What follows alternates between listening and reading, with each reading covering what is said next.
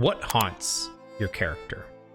Is there something that's happened to them, or have they done something that's affected their beliefs, their behaviors, values,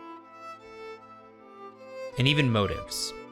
The character wound has often been called the character ghost, and for good reason. It's a thing, some sort of action or event that follows your character, having a pervasive influence over their actions and the course of their arc. Guilt, grievance, grief, and gravity. The 4 categories that make up your character ghost and give added depth to their backstory. We're going to explore how guilt can not just make for a powerful motivator, but how it can shape your character's backstory and future actions. I'm sorry for what I did to you. You weren't sorry then. I'm not that person anymore. Jaime Lannister is a deeply flawed character. He's been called an oathbreaker for killing the king he swore to protect. He pushed a young boy from a tower in the name of love and has killed dozens by his own hand. You have forsaken every vow you ever took. So many vows. They make you swear and swear. Defend the king, obey the king. Obey your father. Protect the innocent, defend the weak. But what if your father despises the king? What if the king massacres the innocent? It's too much. No matter what you do, you're forsaking one vow or another. Where did you find this beast? But it seems that none of these actions are what truly haunt this character. Some of these things have influenced him and drove him to change, but one action above all the other actions triggered his path to atonement. This very complex character is filled with tons of nuances. Redemption is a path that they have been on ever since the first scene of the book and the first episode of the TV show. Redemption for all of those actions, for killing a king, for pushing a boy out of a tower, and for all of those other failures. But the specific one that I want to illustrate today, the one that truly led him to change, the one that truly brought him guilt, was when he tried to save his younger brother Tyrion, and when setting him free from prison, ended up setting him free to kill their father. And leading up to this point, this character has been a failure on a number of accounts. He failed to protect his king, the Mad King. He was captured at the very start of the war with the Starks. And when tasked to keep the Stark girls safe, he failed at that as well. It seems that on the back of all of these failures, Jaime tried to do one thing right, to do something good to contrast all of those other wrongdoings. And thus, he released his brother Tyrion, only to have him go on and kill their father. Following this, he learns about his sister's affairs and decides to go forth to the Riverlands to make things right. Kingslayer, I assume you're here to fulfill the vow you gave my niece. I don't see Sansa and Arya. I don't have them. Pity. Do you wish to resume your captivity? Then why are you here? You know why I'm here.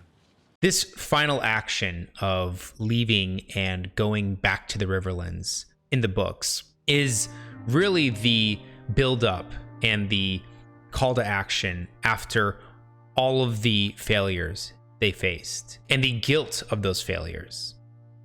Someone forgot to write down all your great deeds. There's still time. Is there? For a 40-year-old knight with one hand? How can you protect me with that?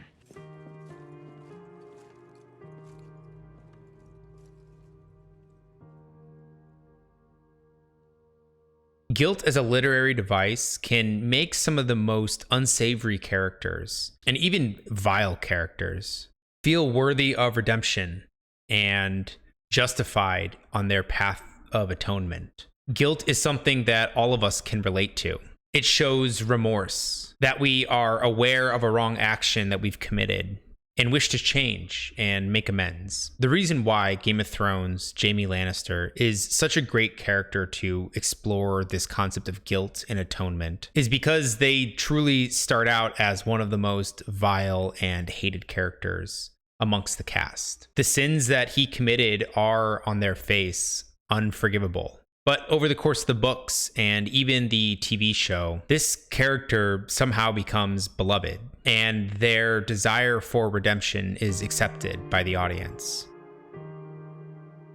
For those who have not read the books, instead of going to the Riverlands, in the show, Jaime and Bronn go to Dorne instead to receive Jaime's daughter, niece, Marcella.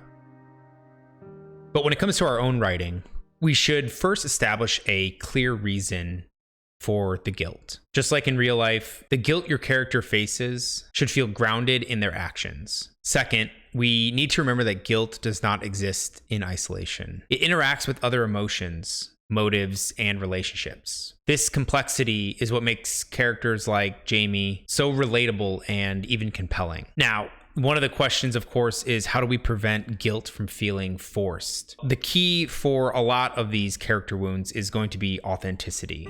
Guilt should arise naturally from a character's choices and desires. This way, readers can really empathize with their struggle. And we should remember that there are some things that one person may harbor guilt over, while another does not. As you implement this into your own writing, consider using guilt to shape the characters and the plot. By weaving this emotional stance into both's development, you'll create a very compelling arc that your audience can resonate with. Guilt can lead to a number of fulfilling arcs in general, some being positive ones of redemption and atonement, with others being negative, filled with despair and a sort of having their actions catch up to them. Who sat down on the Iron Throne and watched as his blood poured onto the floor. He told me other stories as well, about all the things we would do to that man.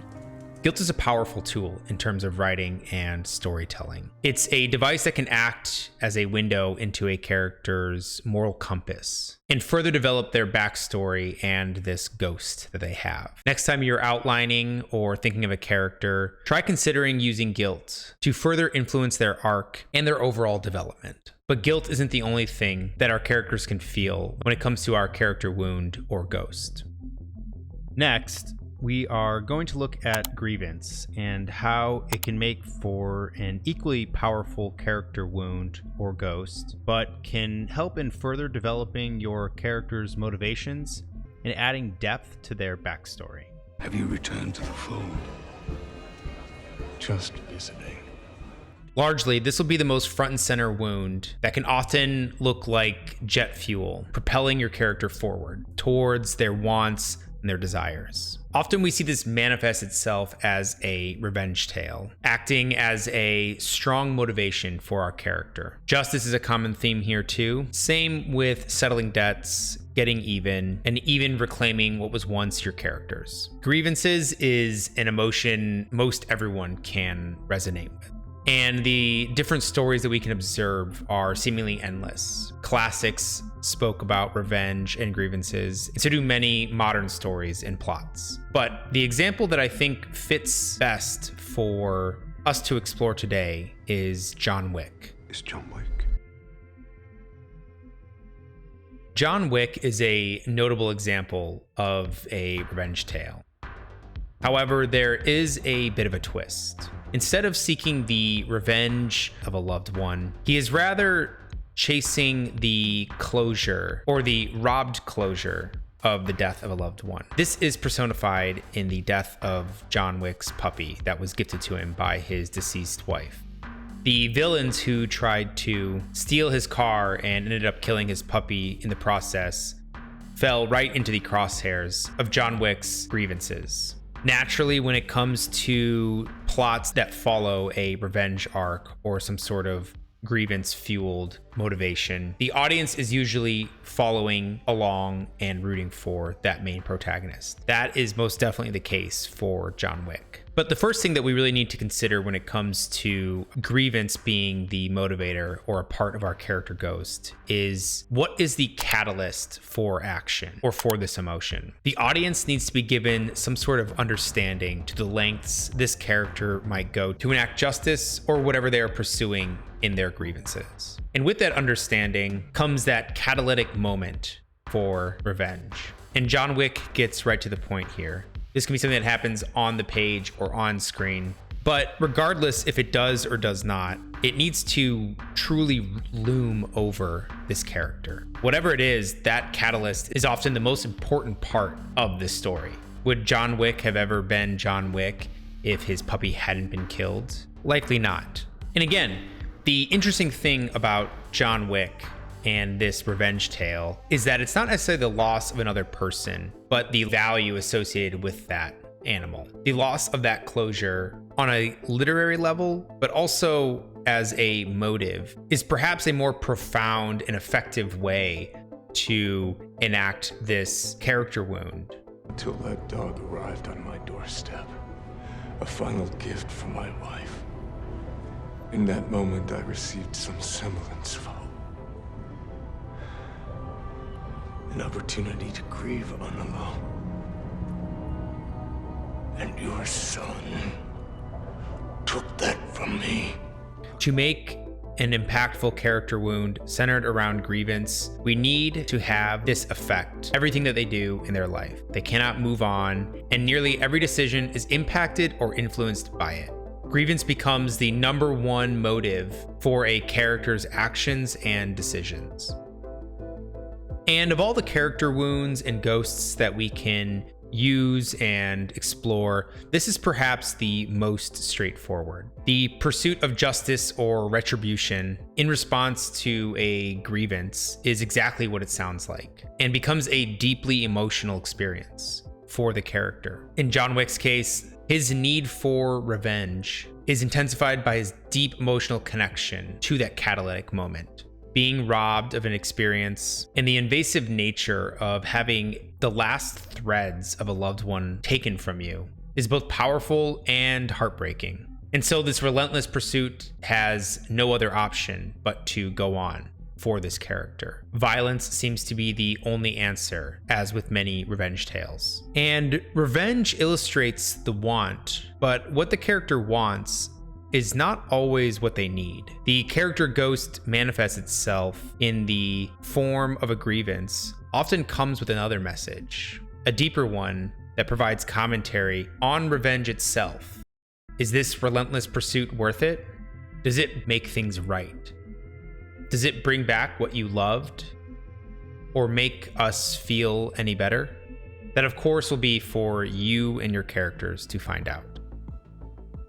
And although many of the character ghosts and wounds are not necessarily the truth in finding what will fix our character's condition, many of these will play off of being what the character wants, but not what they need. Grievance is perhaps the one that we see explored the most in this regard. In many other forms, we see these cycles of revenge play out and explore the emptiness of justice. John Wick has a bit of a cynical view on these cycles of violence portrayed, and John Wick again isn't alone in this. We see similar themes and ideas played out in other works, such as The Last of Us Part 2, Pig, The Dresden Files, Battleground, and all throughout Star Wars and A Song of Ice and Fire.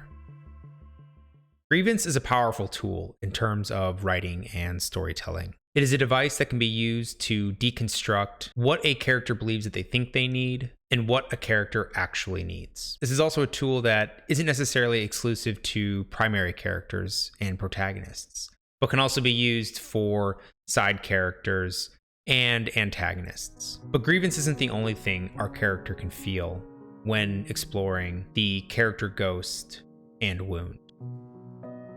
Next, we are going to look at grief and how it can make for an equally powerful character wound, further developing your character's backstory and influence their future actions.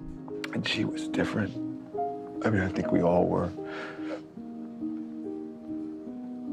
But I just wanted to be with them. And I wanted to hold them. The Leftovers. I've been wanting to talk about this TV show for a while now. And I should say I have no clue if this show has a following or if people have even seen it recently, or if anybody even cares about it now at all. The Leftovers is quite possibly my favorite TV show of all time. I'm going to show some restraint and try to stay on topic, specifically to how grief plays an important role in just about every character's life and how it's impacted their arc. And specifically, I want to use the topic of grief and explore it and how it was effective at creating a powerful character wound. And quite honestly, I don't think I could use a better TV show as a sort of case study for this. Before we talk about The Leftovers and how grief plays an important role, I want to establish sort of the basics around grief and how, in the context of the character's ghost, this acts as an interesting literary device. More often than not, this is going to be something a character is going to have to overcome. It does not play as much of an active role in your character's life, such as grievance or guilt might. And in both of those other cases, our characters are likely actively taking steps to do something, to overcome, or acting in tandem with those emotional states. But grief has a bit more of a passive effect. It's something that your character sort of subtly overcomes and copes with. So, as our example, in The Leftovers, there is an event that happens at the very start, the Rapture. It essentially causes the disappearance of about 2% of the world's population. Overall, the people left behind, the leftovers, are all in some state of collective mourning in one way or another. On a global level, the theme of grief is played out across the entire world. Everyone is mourning the loss of somebody or something, or just the fact that they were left behind in this event.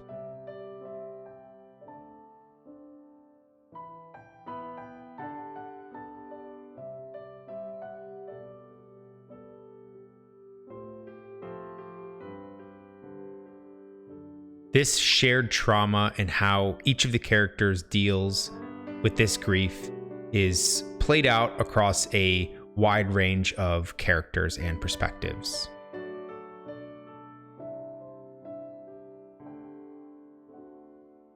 Specifically, though, in the wake of this event, the Rapture, a cult is formed called the Guilty Remnant that acts a bit like a home base for all of that grieving. Added to this, there's something very symbolic about the Remnant, with all of its members taking this sort of vow of silence, making them quite literally unable to move on or even talk about their own grieving process. This is a very symbolic representation of unresolved grief. Their main mission is to continue to remind people of the Rapture and remind the leftovers of everyone that has left, regardless of how painful the event is. The Guilty Remnant is almost like the personification of grief in this regard, as they linger silently, reminding characters of their grief and loss. And something else that can be sort of explored with grief as a character wound is the grief-inspired split between characters. And the sudden departure that happens in The Leftovers inspires many grief-induced splits. Kevin and Laureen's divorce begins when Laureen decides to go and join the Guilty Remnant, resulting in neither of them being able to discuss or talk about their shared grief.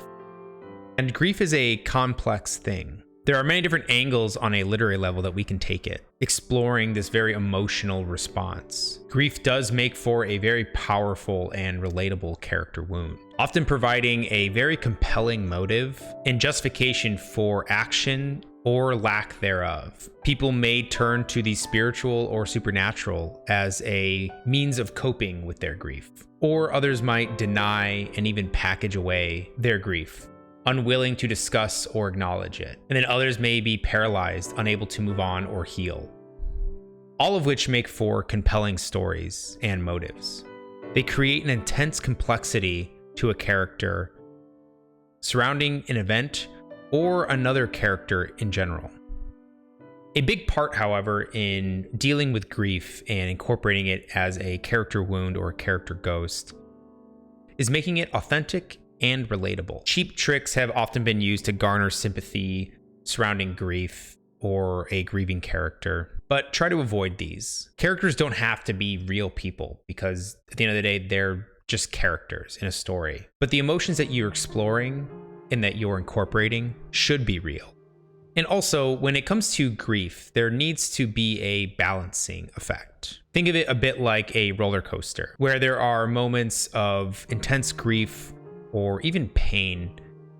There should also be cathartic moments. Part of what makes grief effective in fiction is for the cathartic payoff. Finding happiness and joy in all of the sadness is such an understated mechanism for gaining emotional investment from your audience. The Leftovers does this over and over again, and I love it and hate it for that exact reason. Despite the utter and crushing sadness in some of the scenes and moments, they are met with these little glimmers of cathartic release and happiness and joy. There are moments that make you cry, not because of them being sad, but because of the sheer happiness that comes after it. Because in The Leftovers, these characters are learning how to move on and let go and repair this ruptured world one person at a time. Each individual action and moment of grief is met with an entirely sympathetic understanding. And grief should work that way. We should look to create that emotional bond over an event or another character. And the audience should feel that. Grief is a powerful tool in terms of writing and storytelling. It is a device that has been used time and time again to explore the human condition, as well as act as a meaningful arc. Grief and suffering are universally recognized and can be used across a whole host of characters. But grief isn't the only thing that our characters can feel when considering our character wound or our character ghost.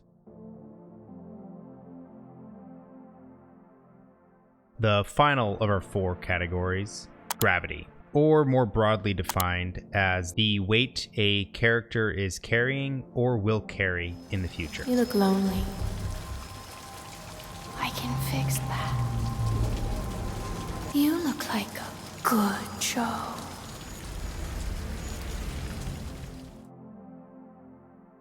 Blade Runner 2049.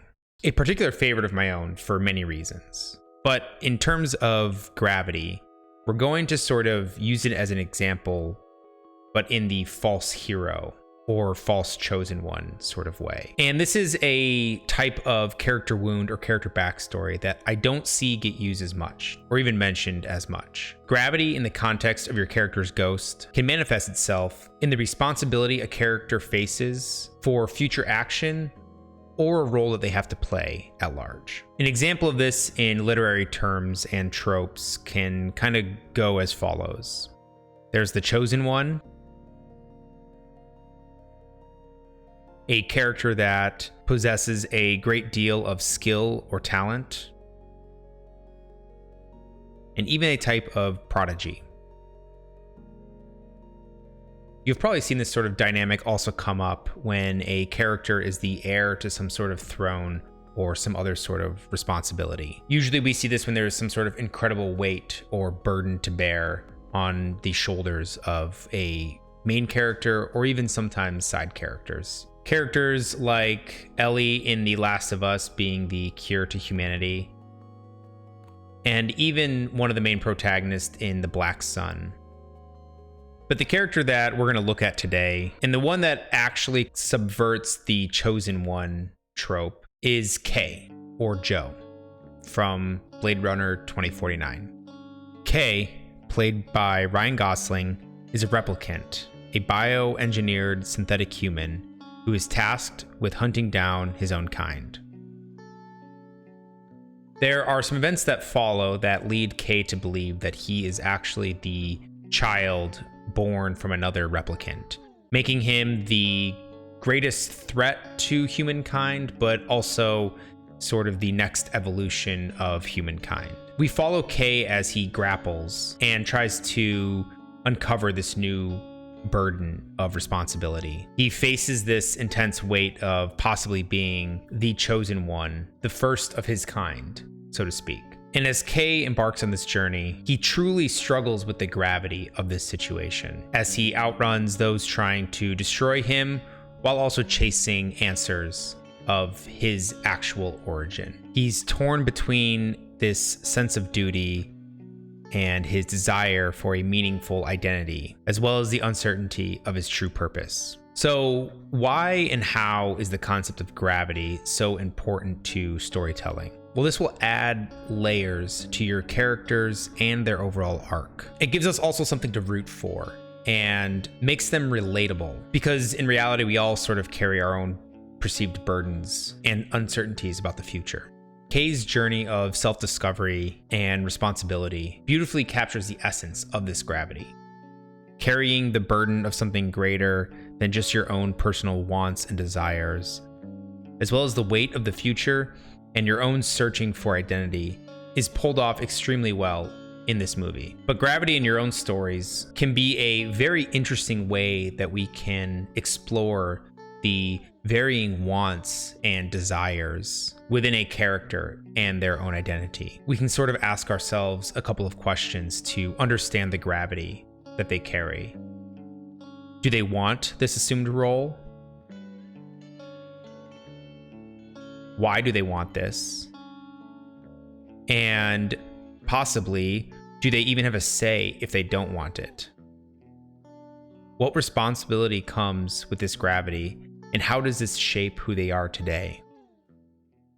There are a number of questions we can further ask to explore the gravity of our character's ghost. This aspect of the character wound may sometimes appear to be a boon or something positive, even benefiting them and giving them opportunities. But in a way, this is a chance to dissect the burden of responsibility and explore why this might not be such a good thing or what they want. Going back to Kay, the burden of being the chosen one is explored and gone into great detail when he grapples with this new identity, and even the after effect at the end.